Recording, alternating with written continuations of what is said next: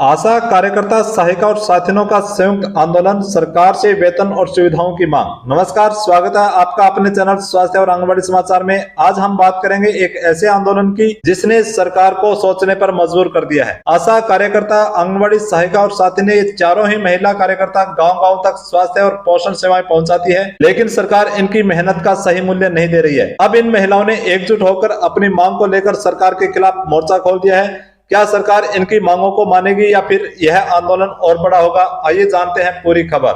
साल हो गया मैंने नौकरी करती है, 80 रुपयों लगी हूँ, सिर्फ 80 रुपयों। आज मैं नौकरी करूँ, हमारे साल रह के रिटायर उन्होंने में मैं दुकान भाई मैंने कोई रुपया मिल जाए। चाहे हमारी कार्यकर्ता है, चाहे हमारी आशा है, चाहे साथी है और चाहे सहायिका है, बगैर ऑर्डर कोई काम नहीं करेंगी। यदि आपको कोई तंग करता है, मेरे नंबर लो, मेरे से बात करा देना। वो बड़े नौकर हैं तो हम छोटे नौकर हैं, किसी का दबाव नहीं मांगना। शोषण हो रहा है, वैसे तो कह रहे कि नारी को सशक्त बनाओ, खाली पेट नारी कैसे सशक्त हो। मेरी कार्यकर्ता बहनें भिंडर ब्लॉक, वल्लभ नगर, भिंडर, मोड़ी, भटेवर सभी कार्यकर्ता के कहने के अनुसार मैं ये बात कह रही हूँ मेरी केंद्र सरकार से कि मेरी कार्यकर्ता यूँ बोल रही है कि ई-केवाईसी करके फोटो कैप्चर करके ये जो पोशाक वितरण करने के बारे में जो सरकार ने रखा है हमारे सामने, हम ये काम नहीं कर सकते, क्योंकि न तो लाभार्थी पोशाक लेते समय फोटो खिंचवाता है, न लाभार्थी खुद पोशाक लेने खुद आता है। कभी उसके सास को भेजता है, कभी उसके पति को भेजता है, कभी बच्चे को भी पोशाक लेने भेज देता है, पड़ोसी के साथ में, और पड़ोसी के साथ में भी हमें पोशाक भिजवाना पड़ता है। कार्यकर्ता को ले हर एक काम कार्यकर्ता को ले ला रहे, लेकिन अभी मैंने कुछ लेने को ला रहा। अगर दो तो ठीक है, नहीं तो मैं फांसी लगा कर मरूंगा। सरकार आवे को जवाब आ रहे। मुरमुरे नाश्ते में दिए जा रहे, इतने सख्त मुरमुरे हैं, उन्हें हम नहीं खा सकते, बच्चे कैसे खाएंगे? तो सुना आपने, ये था इन महिलाओं का संयुक्त आंदोलन जो सड़कों पर लगातार धरना प्रदर्शन कर अपनी मांग को मनाने के लिए सरकार से लगातार आंदोलन कर रही है, सरकार तक अपनी बात पहुंचाने का प्रयास कर रही है। संयुक्त आंदोलन की इनकी मुख्य मांग है, नंबर 1, मानदेय बढ़ाया जाए, सभी कार्यकर्ताओं को कम से कम न्यूनतम वेतन मिनिमम वेज के बराबर भुगतान किया जाए। दूसरी मांग इनकी है, सरकारी कर्मचारी का दर्जा मिले ताकि उन्हें स्थायी वेतन, भत्ते और पेंशन की सुविधा मिल सके। तीसरी मांग है, समय पर भुगतान हो।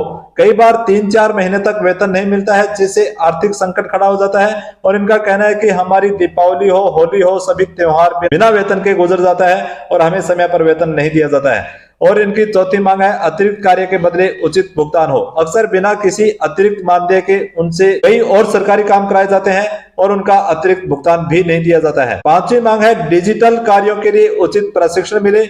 ऑनलाइन डेटा एंट्री और रिपोर्टिंग का काम दिया जाता है, लेकिन उन्हें उचित ट्रेनिंग नहीं मिलती है। और छठी मांग है, सेवानिवृत्ति लाभ दिया जाए। इतने वर्षों की सेवा के बाद भी रिटायरमेंट पर कोई आर्थिक सुरक्षा नहीं दी जाती है। तो इन 6 मांगों को लेकर के ये लगातार धरना प्रदर्शन कर रही है। आज इन्होंने बहुत बड़ी रैली के माध्यम से सरकार को चेताया है कि यदि हमारी मांग समय पर नहीं मानी जाती है तो हम इस आंदोलन को और उग्र करेंगे, आगे तक लेकर के जाएंगे और सरकार को हमारी मांग माननी पड़ेगी। जब तक हमारी मांग सरकार नहीं मानती है तब तक हमारा आंदोलन इसी प्रकार से जारी रहेगा। तो चलो अब सुनते हैं इन्हीं की जुबानी, अब इन महिलाओं का क्या कहना है, आप इस वीडियो के अंदर ध्यान से सुनेंगे। सारा काम हमारी बहनों को सौंपता है। और एक काम और बकाया है, वो बताती हूँ मैं। जब हमारे भाई कर्मचारी सफाई वाले बंद हो, उस दिन हमारी ड्यूटी लगा देना, हम वो भी कर देंगे। सभी बहनें यहाँ इकट्ठी हुई हैं, कार्यकर्ता, सहायिका, साथी और आशा। हम सरकार से बहुत ही नाराज हैं कि हमारे से इतना काम लिया जा रहा है। जो प्रशासन चल रहा है ना, वो हम लोगों के चारों कार्यकर्ता एकदम पे चल रहे हैं। सरकार अगर आज हम घर पे बैठ जाए ना तो सरकार को पता लग जाए कि क्या क्या काम हो रहे हैं, क्या क्या नहीं हो रहे। फिर भी मोदी जी ने, हमारे मुख्यमंत्री जी ने जो 10% बढ़ोतरी की है, आशा को उसमें छोड़ दिया।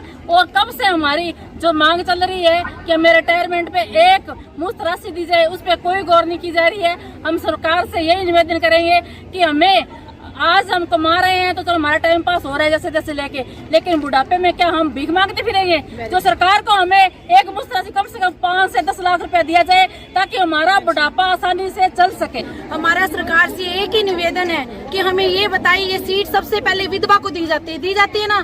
मैं भी एक विधवा हूँ, मेरी 2 बेटियां हैं। क्या हमारे बच्चे अति कुपोषित रहेंगे? हमारे बच्चे सबसे पहले अति कुपोषित है। क्यों? क्योंकि हमें उन भरपेट खाना कहाँ से दें उन्हें? कहाँ से हम सिलेंडर भरवाएं? कहाँ से हम चार्ज दें? हर चार्ज का पैसा है। सरकार हमें सिलेंडर के कम पैसे देती है और उनसे लेती कितने हैं? सब्सिडी मिलेगी, सब्सिडी मिलेगी, कब मिलेगी? कब हमें रिटायरमेंट में कुछ मिलेगा? विधवा कहाँ जाएगी? मैं सातिन बोल रही हूँ। सातिन की पोस्ट एक ऐसी पोस्ट है जो कि गांव में ही है, और जो गांव शहरी क्षेत्र में आ रहे हैं और उन सातिनों को हटाया जा रहा है। प्लीज आप उनको मत हटाइए, उनको कोई ना कोई काम दीजिए। क्यों हटाया जा रहा है उनको? उन्होंने क्या काम नहीं किया है? अब वो ना इधर की है ना उधर की है। तो ये था इन महिलाओं का आक्रोश, और इस आक्रोश का कारण है सरकार की अनदेखी। आशा, आंगनबाड़ी कार्यकर्ता, सहायिका और साथिने, जो ये चारों महिला श्रमिक है, ये स्वास्थ्य और आईसीडीएस विभाग में काम करती है, लेकिन इनकी समस्याएं एक जैसी है। आशा कार्यकर्ताओं का कहना है कि उन्हें स्वास्थ्य विभाग के तहत काम करने के बावजूद कोई स्थायी वेतन नहीं मिलता है। आंगनबाड़ी सहायिकाएं पोषण सेवाएं, बच्चों की देखभाल और मातृ स्वास्थ्य पर काम करती है, लेकिन उन्हें भी सम्मानजनक वेतन नहीं दिया जाता है। इसी प्रकार साथियों का कहना है कि महिला सशक्तिकरण और सामाजिक कार्यों में अहम भूमिका निभाती है, लेकिन सरकार उन्हें सिर्फ स्वयंसेवक मानकर चलती है। बिना ट्रेनिंग के ऑनलाइन काम करना पड़ता है। नेटवर्क की समस्या के बावजूद उन पर डेटा अपलोड करने का दबाव बनाया जाता है। महिला श्रमिकों को न्यूनतम सुरक्षा तक नहीं दी जाती और उन्हें अपने अधिकारों के लिए बार बार सड़कों पर उतरना पड़ता है। सरकार की अनदेखी के कारण अब ये चारों महिला संगठन एकजुट हो गए हैं और बड़ा आंदोलन छेड़ दिया है। अब इस आंदोलन के आगे क्या रहने वाला है, आप इस वीडियो के अंदर पूरी जानकारी मिलेगी। आप वीडियो के अंदर बने रहेंगे और इस वीडियो को अधिक से अधिक शेयर करेंगे ताकि सरकार तक आपकी बात इस चैनल के माध्यम से पहुंचे। अब सुनते हैं इन कार्यकर्ताओं की जुबानी।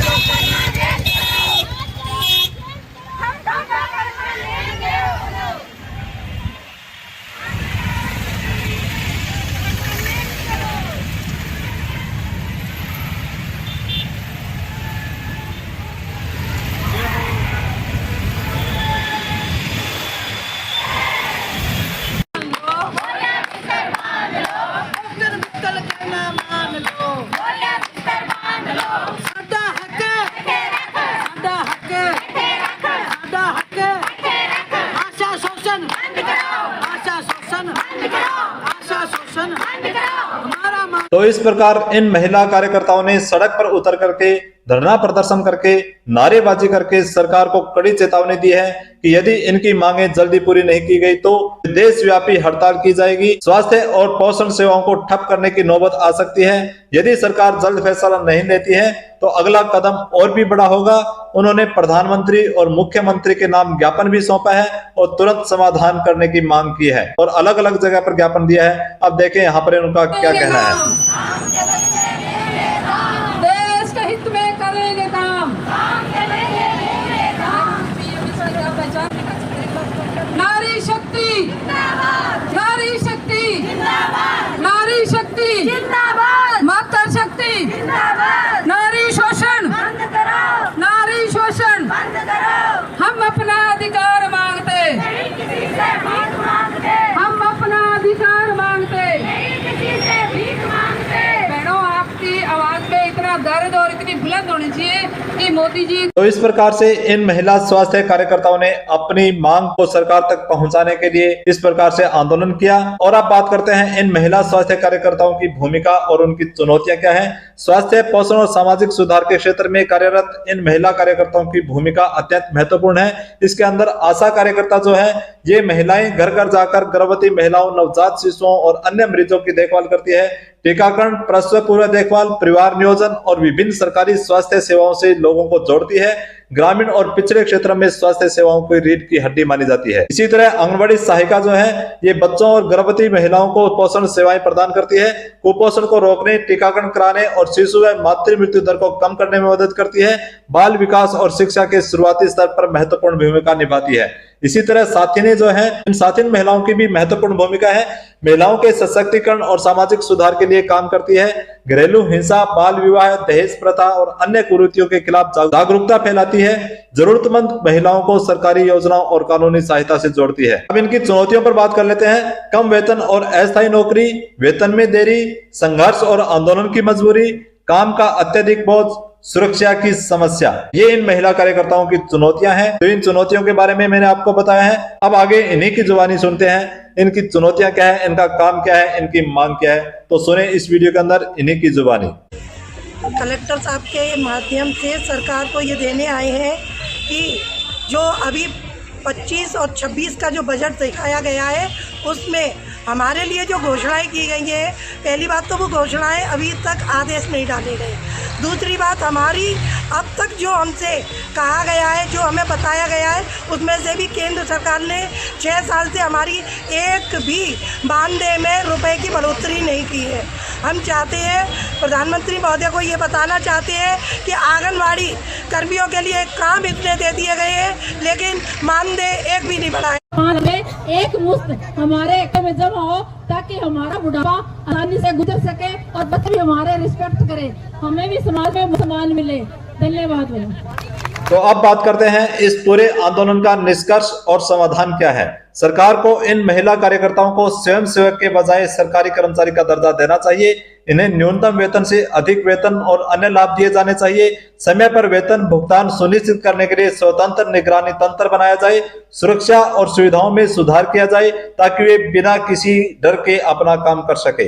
ये महिला कार्यकर्ता न केवल स्वास्थ्य और पोषण सेवाओं का संचालन कर रही है, बल्कि सामाजिक बदलाव की मजबूत कड़ी भी है। इनके अधिकारों की रक्षा करना समाज और सरकार दोनों की जिम्मेदारी है। अब जनता से सवाल, क्या सरकार को इन महिला कार्यकर्ताओं की मांग मान लेनी चाहिए? क्या इन्हें स्थायी कर्मचारी का दर्जा दिया जाना चाहिए? अपने विचार कमेंट बॉक्स में जरूर बताएंगे। वीडियो को लाइक करेंगे, शेयर करेंगे और चैनल को सब्सक्राइब करें ताकि आपको मिलती रहे इस प्रकार की जरूरी अपडेट्स। वीडियो को अधिक से अधिक शेयर करके इन महिला कार्यकर्ताओं का सहयोग करें। मिलते हैं नेक्स्ट वीडियो के अंदर एक नई जानकारी के साथ। तब तक सभी को जय हिंद, वंदे मातरम।